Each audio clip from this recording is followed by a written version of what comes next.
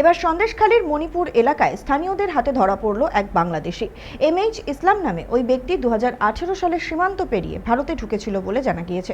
প্রথমে স্থানীয়দের সন্দেহ হওয়ায় জিজ্ঞাসাবাদের পর সে নিজেকে বাংলাদেশি বলে স্বীকার করেছে। এই ঘটনার পর তাকে সন্দেশখালী থানার পুলিশের হাতে তুলে দেয় স্থানীয়রা। ইতিমধ্যেই পুলিশ পুরো বিষয়টি খতিয়ে দেখছে। তবু কত সাল নাগাদ এসছেন? তারপর বাড়ি কোথায় আপনার? ঢাকা জেলা। ঢাকাই জেলা। আপনার নাম? ইসলাম। কি ইসলাম? এমএজ। কবে এসছেন ভারতে? বহুত দিন। তবু কত সাল নাগাদ এসছেন? 18 সাল। 2018-তে। কার মাধ্যমে এসেছিলেন? নিজে না।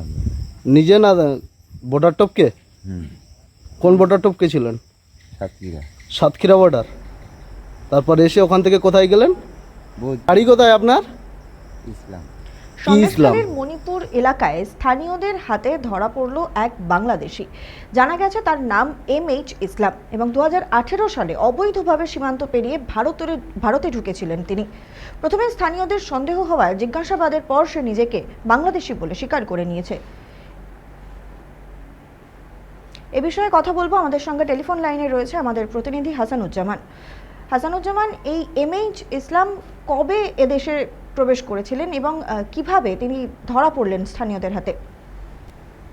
হ্যাঁ, একেবারেই তোমাকে বলে রাখি, 8 বছর আগে লুকিয়ে 8 বছর আগে কিন্তু একেবারে অর্থাৎ 2018 সালে এমএইচ ইসলাম নামে এই বাংলাদেশি ব্যক্তি তিনি কিন্তু 2018 সালে সাতক্ষীরা বর্ডার হয়ে ভারতীয় ভূখণ্ডে প্রবেশ করে তারপর কিন্তু একেবারে সন্দেশখালীর মণিপুর এলাকায় তিনি যান। তারপরে সেখান থেকে ভারতবর্ষের বিভিন্ন রাজ্যে কিন্তু বিহার সহ বিভিন্ন রাজ্যে কিন্তু একেবারে তিনি বিভিন্ন কর্মসূত্রে তিনি কাজ করেছেন। তারপর আবারও কিন্তু সন্দেশখালীর মণিপুর এলাকায় কিন্তু এসে পড়ে। ইতিমধ্যে রাজ্য কিন্তু পালাবদল হচ্ছে, আর রাজ্য পালাবদল হওয়ার পর অনুপ্রবেশকারীদের বিরুদ্ধে একেবারে অ্যাকশন মোডে নেমে পড়েছেন রাজ্য সরকার। আর এবার কিন্তু তার ব্যতিক্রম হয়নি, অর্থাৎ গ্রামবাসীরা কিন্তু এই এমএইচ ইসলাম নামে এই ব্যক্তিকে সন্দেহ করেন। তারপর কিন্তু তাকে ঘিরে ধরে গ্রামবাসীরা জিজ্ঞাসাবাদ করেন এবং সেখানে গ্রামবাসীদের সামনেই কিন্তু অকপটে ওই ব্যক্তি স্বীকার করে নেন তিনি এমএইচ ইসলাম। তিনি 2018 সালে সাতক্ষীরা বর্ডার হয়ে ভারতীয় ভূখণ্ডে তিনি প্রবেশ করেছিলেন এবং বেআইনিভাবে। তারপর তিনি বিভিন্ন রাজ্যে থাকার পর আবারও কিন্তু সন্দেশখালীতে এসে তিনি আস্তানা গাড়েন, অর্থাৎ আত্মগোপন করে থাকেন। তারপর গ্রামবাসীরা তাকে জিজ্ঞাসাবাদ করার পর সন্দেশখালী থানার পুলিশের হাতে তুলে দেয়। ইতিমধ্যে সন্দেশখালী থানার পুলিশ ওই এমএইচ ইসলাম নামে ব্যক্তিকে ইতিমধ্যে আটক করে জিজ্ঞাসাবাদ করছে। তার পাশাপাশি তোমায় বলে রাখি, এমএইচ ইসলাম নামে ওই ব্যক্তির বাড়ি হচ্ছে বাংলাদেশের একেবারে ঢাকা এলাকায়। তিনি কিন্তু ক্যামেরার সামনে নিজেকে বাংলাদেশি বলে কিন্তু স্বীকারও করে নিয়েছেন, এমনটাই কিন্তু জানা যাচ্ছে। আর এই সন্দেশখালীর মণিপুর এলাকায় কিন্তু এই বাংলাদেশি আটককে ঘিরে একেবারে রীতিমতো চাঞ্চল্য ছড়িয়েছে সন্দেশখালী এলাকায়। ইতিমধ্যে গোটা ঘটনার তদন্ত শুরু করেছে।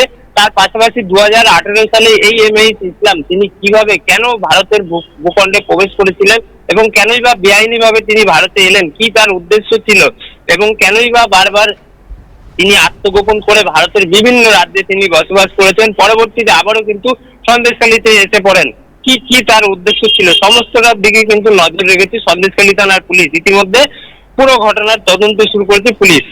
অঙ্কিতা, ধন্যবাদ সঙ্গে থাকার জন্য। এবার সন্দেশখালীর মণিপুর এলাকায় স্থানীয়দের হাতে ধরা পড়ল এক বাংলাদেশি। এমএইচ ইসলাম নামে ওই ব্যক্তি 2018 সালে অবৈধভাবে সীমান্ত পেরিয়ে ভারতে ঢুকেছিল বলে জানা গিয়েছে। প্রথমে স্থানীয়দের সন্দেহ হওয়ায় জিজ্ঞাসাবাদের পর সে নিজেকে বাংলাদেশি বলে স্বীকার করে নিয়েছে। এই ঘটনার পর তাকে সন্দেশখালী থানার পুলিশের হাতে তুলে দেয় স্থানীয়রা।